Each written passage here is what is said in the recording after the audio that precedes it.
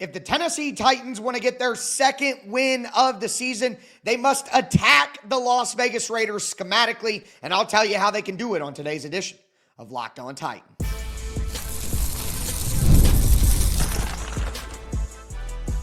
You are Locked On Titans, your daily Tennessee Titans podcast, part of the Locked On Podcast Network, your team every day. Welcome to the Locked On Titans podcast. I am your host, Tyler Rowland. Titans fans, today's edition of the Locked On Titans podcast is brought to you by FanDuel. Right now, new customers can bet just $5. And if your bet wins, you'll get $300 in bonus bets to use across the app. On today's show, we are going to game plan to how the Titans can beat the Las Vegas Raiders. I'm going to tell you how they need to attack the Raiders schematically, specifically attack the Raiders zone defense. We're going to talk about the players to watch in this game, and a lot of it will have to do with taking on Maxx Crosby and Ashton Jeanty. And then finally, I'll give you guys my predictions for this game. We'll talk game and score prediction, fantasy, gambling, all of that. Before we dive in, do want to thank you for making Locked On Titans your first listen each and every day. Remember, Monday through Friday, Tennessee Titans content all year round, always for free. Make sure that you get subscribed, stay subscribed. It's your team every day here on the Locked On Titans podcast. Speaking of every day, shout out to my everydayers out there tuning in Monday through Friday. Couldn't do it without you guys. If you aren't an everydayer, you need to be one. There's no one out there putting out this much consistent, this of good of content covering the Tennessee Titans. So make sure that you stay locked in with the Locked On Titans podcast. But with that being said, again, the Titans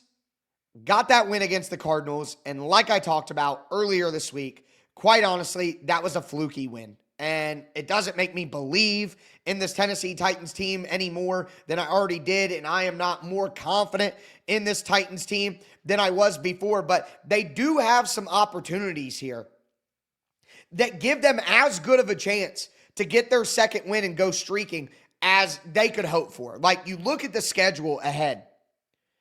I think this game against the Raiders is one of the best chances that the Titans will have to get another victory this year for quite some time. Like, they have some difficult games coming up after this week. The bye week is in there. I would look to, week 13 or 14 against the Cleveland Browns before I would say I would feel confident in picking the Tennessee Titans to win a game. So this matchup, they really need to take advantage. And as we talk about the keys to victory, we talk about the players to watch. I think they do have a great opportunity to get this win. Now, what it starts with is going on the attack.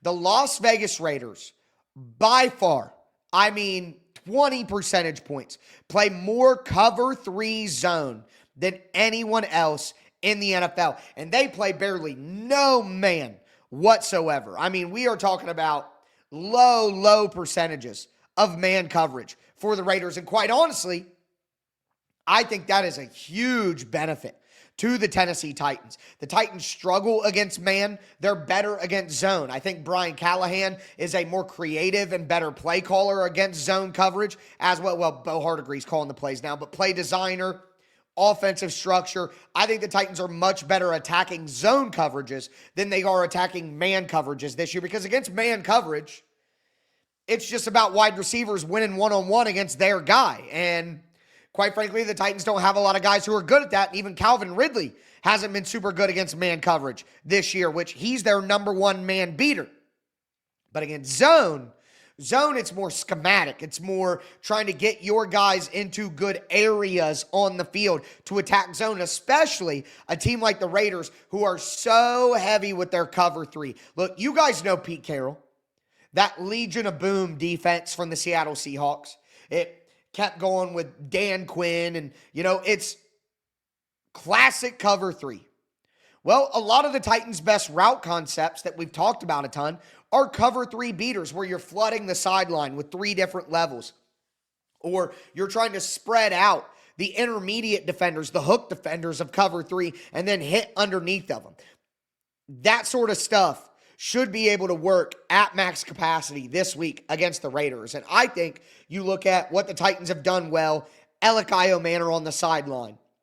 Calvin Ridley on quick out routes and deep out routes on the sideline. Some of the sit-down routes from the tight ends over the middle of the field. All of that is going to work a lot better against heavy zone coverage and specifically against cover 3. Think about when the Titans attacked on the sideline with Alec Iomanor in multiple matchups this year. That's against cover 3 because the cornerback and the wide receiver are basically in a one-on-one situation, but the cornerback can't afford to get beat deep since they have deep responsibility, and it gives the Titans the opportunity to win some of those one-on-one matchups on the outside. And I think this is going to be a big week, in my opinion, for the Titans to continue going heavy. Last week, we saw them use a ton of 2 tight end sets, 3 tight end sets, jumbo packages with multiple offensive linemen in. A couple of snaps there early in the game. The Titans had Corey Levin and Brendan Crenshaw-Dixon in. 7 offensive linemen on the field with another tight end. I think the Titans are going to go super heavy in this matchup. I think you want the Raiders in their base defense. That's how you want to attack them. And you know that in their base defense, they're going to play cover 3. And if you have multiple linebackers on the field, or you have defensive linemen dropping back into zone, that's going to give the Titans an advantage, especially when they have a quick and shifty tight end like Chikakonkwo, and then a smart tight end like Gunnar Helm, who can sit in the zones and run good routes in the intermediate areas.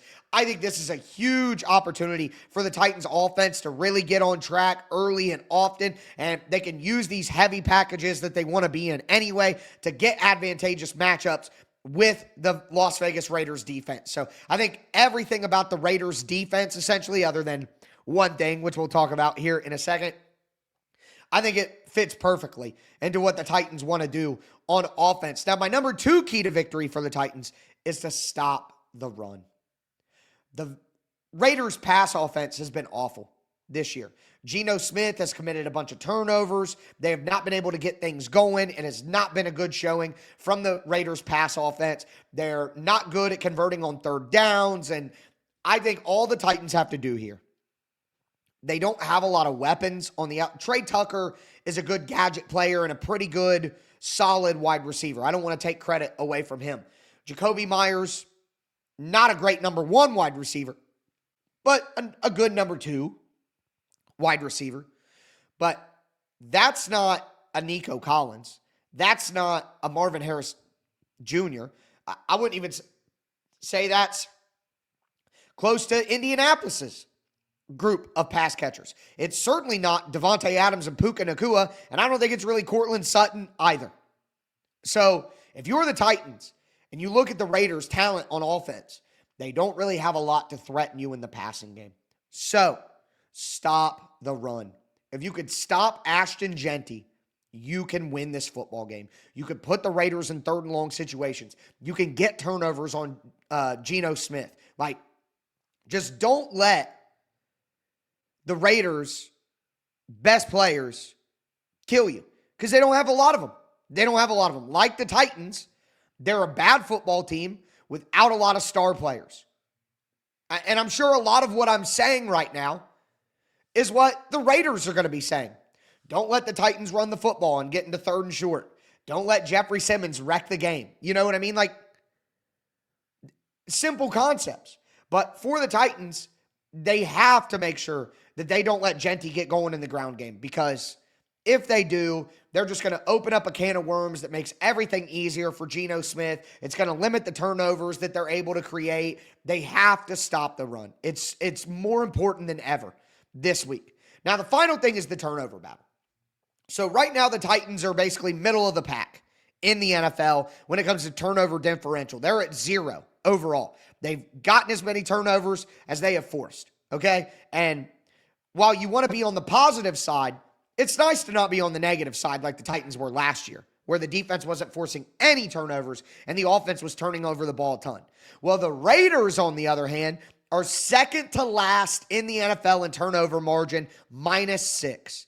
The defense does not create a lot of turnovers, and the offense is giving the ball away at a crazy rate. Geno Smith leads the NFL with 9 interceptions.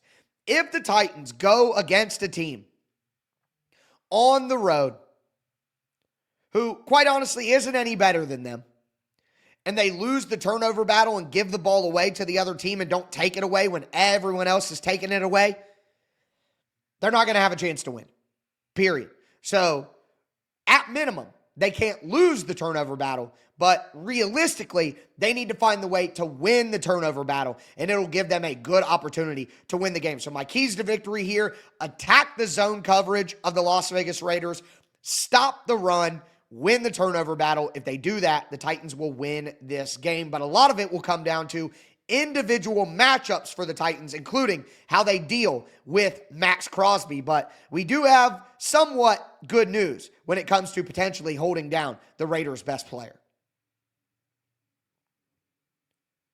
Do want to let you guys know that today's episode is brought to you by Supply House. When the opening whistle blows on a new repair, get your crew moving forward with Supply House. Order today and see parts on your doorstep tomorrow. Over 280,000 plumbing, HVAC, electrical items from the most trusted brands in the business. Their real-time inventory and honest lead times keep you from punting projects, while their industry-leading customer service always has your blind side. You need parts fast for a project? Supply House has next day delivery. Talk about a game changer. Their part finder tools and 3D schematics can save you hours on the job where every detail matters. Join the free Trade Master program today and score serious perks like priority shipping, lower prices, and a dedicated support line. Visit supplyhouse.com to sign up for free. Use the promo code SHNFL5 for 5% off your order. Once again, that's SHNFL5 for 5% off your order. It's supplyhouse.com. Real people, real service.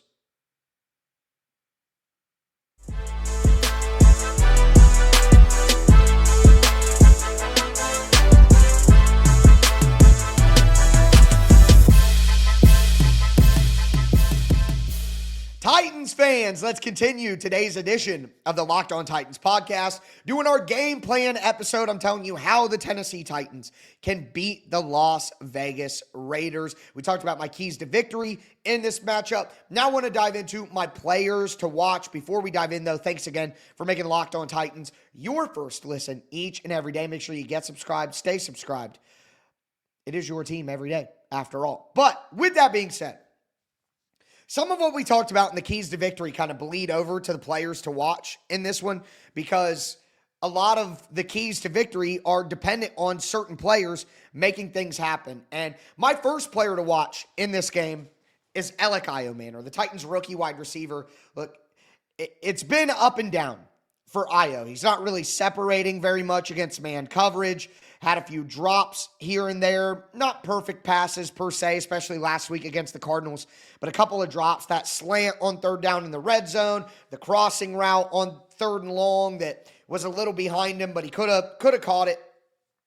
The balls could have been better, but Io could also help his quarterback and make a play, and he just simply hasn't done that in quite a few weeks. But I think he's going to have a great opportunity to do that here. So, number one, the cornerback group for the Raiders is not very good. I mean, Kyu Blue Kelly, Darnay Holmes. I don't know if they're going to have Eric Stokes or Darian Porter or whatever, but it's not a great group. It is not a great group whatsoever. One of the worst groups in the NFL, in my opinion. And when you add in the schematic conversation that we just had about being cover three, when have we seen Alec do his best work? It's against cover three with basically a one-on-one matchup down the sideline with a cornerback.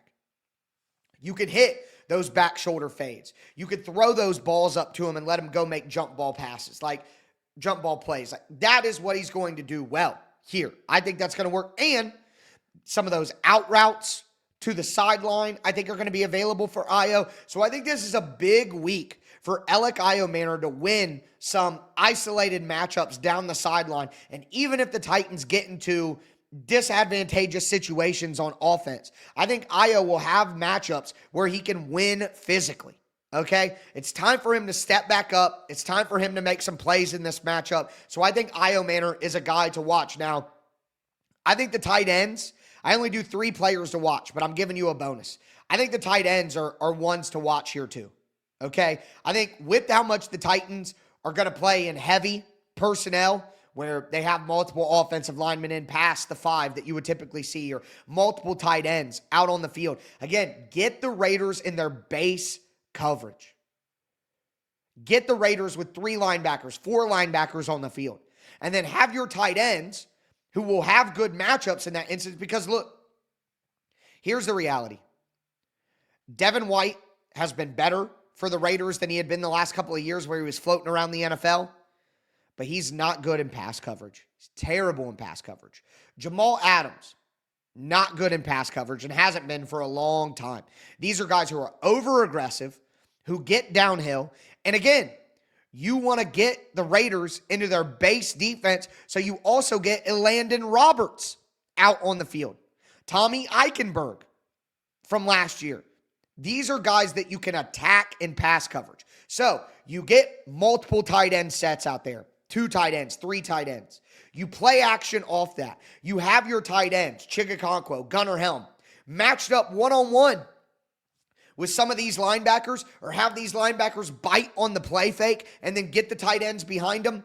I think that is a great opportunity for the Tennessee Titans tight ends to make some plays here. But Alec Iomanor down the sideline against cover 3, I also think will be incredible. Now, we'll stay on the offensive side of the ball, where I look at JC Latham. Now, Latham limited. I think that he's going to play. If he doesn't play, then you could just say this is Ali Udo. But I think that Latham will play in this game, and they need him. Because last week, Maxx Crosby lined up across from the right tackle the majority of the game, 85, 90% of the game. Now, they could move Maxx Crosby around, and they do a lot of twists and stunts with Maxx Crosby, where it's not just on JC Latham, it's going to be on everybody to slow down Maxx Crosby. However, when there are one-on-one situations, when it is time, the Titans are going to need JC Latham to be the player that, quite frankly, they need him to be. You know what I mean? Like, he's a former top 10 pick. There were a lot of good offensive tackles in that draft class, whether it be Olu Fashanu or whether it be Talise Fuaga or it be Troy Fontanu. You know, there were a lot of good offensive tackles. And some of those guys have played pretty well behind JC Latham. So the Titans desperately need Latham back in the lineup, and they need him to play up to the level that he is expected to play to based on where his draft slot was. So I think that Latham's going to play in this game. I think he's going to be back out on the field, and he's going to have a very difficult matchup. Now, that could lead the Raiders to moving him over, moving Maxx Crosby over on Dan Moore, where I think the Titans have less of a chance for that to go well.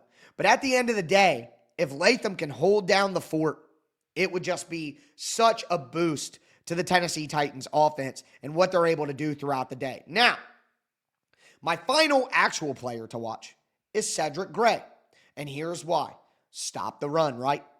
Cody Barton's not been very good, but if Cody Barton can take on a block and let Cedric Gray come from behind him with speed and physicality and make tackles, that'll be huge. Cedric Gray cannot miss tackles. And what's crazy is Cedric Gray is 3rd in the NFL right now in total tackles.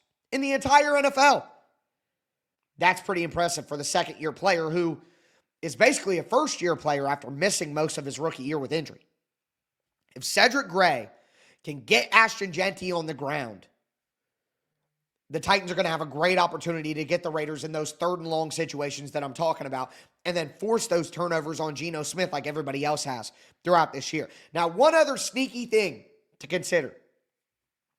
The Raiders have had some success throwing the ball to Ashton Jeanty out of the backfield. Okay, not something that he was incredibly known for in college, but they've been able to do it. If the Titans do play man coverage on the Raiders, which I think there'll be a little bit of a bump in man coverage this year because the Raiders don't have a lot of weapons that threaten you a ton, especially if Brock Bowers doesn't play, which according to Q Myers from Locked On Raiders in yesterday's crossover, he doesn't anticipate him playing. And even if he does, he's going to be banged up.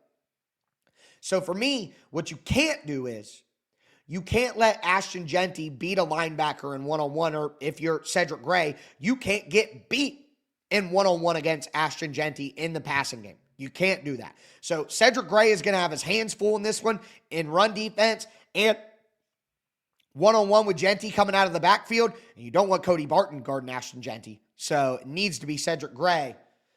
I think the Titans will play a lot of man coverage, and if I'm the Titans, I want Cedric Gray as the guy taking the running back out of the backfield, not Cody Barton. You can let Cody Barton, and honestly, Cody Barton has been the one linebacker out on the field when the Titans go dime, which with dime, you have 6 defensive backs, 1 linebacker, and 4 defensive linemen, okay? If I'm the Titans, I'm running a lot of dime on third down this week, and I would bring Kevin Winston into the game finally. And maybe you have Cedric Gray as the linebacker who stays in zone coverage as the hook defender over the middle. And then you have Kevin Winston play man coverage against the running back. And if the running back stays in, then you blitz Kevin Winston. And with his length and his physicality and his size and speed, he could turn into a pretty good blitzer for the Titans. He did that pretty well in college in limited opportunities. So I think this would be a big week to have 4 safeties out there for the Titans running their dime packages, but replacing the linebacker with Kevin Winston. Look for that as well. But those are my 3 legit players to watch: Alec Iomanor, Cedric Gray, JC Latham. But now it's time for my predictions for this matchup. Do want to let you guys know that today's episode is brought to you by FanDuel Sportsbook. The NFL season is officially here, and FanDuel has an offer that you don't want to miss. Right now, new customers can bet just $5 and get $300 in bonus bets if you win. That's right. All you have to do, pick a bet, put down $5, and if it hits, you'll unlock $300 in bonus bets to use across the app. We're getting ready to go over my gambling predictions for this game, how I would play things, but doesn't matter what you want to do. Player props, spreads, money lines, over-unders, putting all that stuff together for a same-game parlay. It makes watching football even more exciting when you got a little something riding on the action. Whether you're a casual fan, love diving into the stats, FanDuel makes the game day experience so much better. So, what are you waiting for? Make sure you visit FanDuel.com to download the FanDuel app today and get started. Once again, that's FanDuel.com.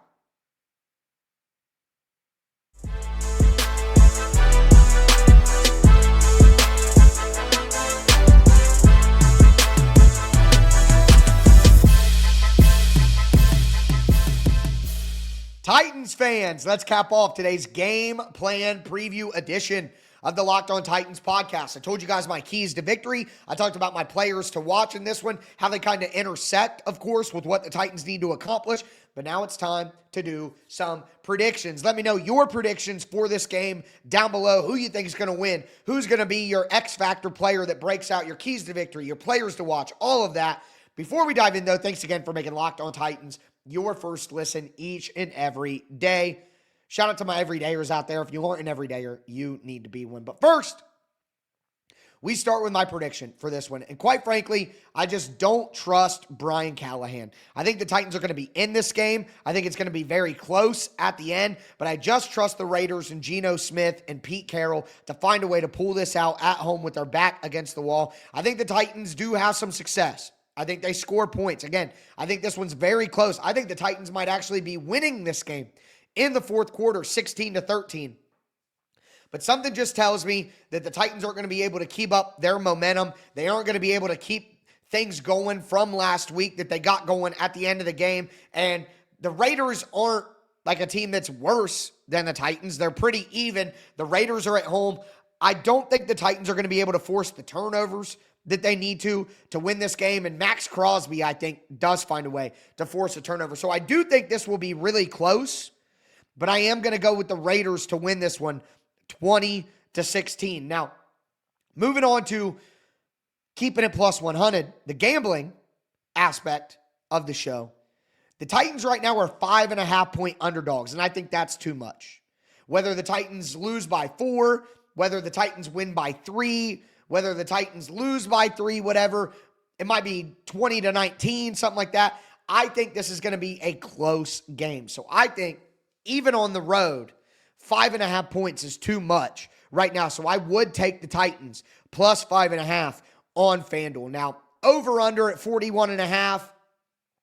If I had to lean, I would lean under, but you guys know, I really hate doing over under. So I'm just not good at them. I just can never tell how these games are going to go. Whenever I think it's going to be low scoring, it's high scoring. Whenever I think the opposite, it's the opposite. So I feel much more comfortable with Titans plus 5.5 than I do doing the over-under. So that's how I kind of read the gambling aspect of that. Make sure that you guys check out FanDuel.com. But my beautiful, dark, twisted fantasy player of the week is going to be Gunnar Helm. I think that Gunnar Helm gets in the end zone this week, gets his first touchdown. I think the Titans are going to play more 2 tight end sets. Nick Foles, the Titans offensive coordinator, in title only, in my opinion, doesn't call the plays, doesn't design the offense. Okay, whatever. But he even said Gunnar Helm has earned more opportunities. And like, duh.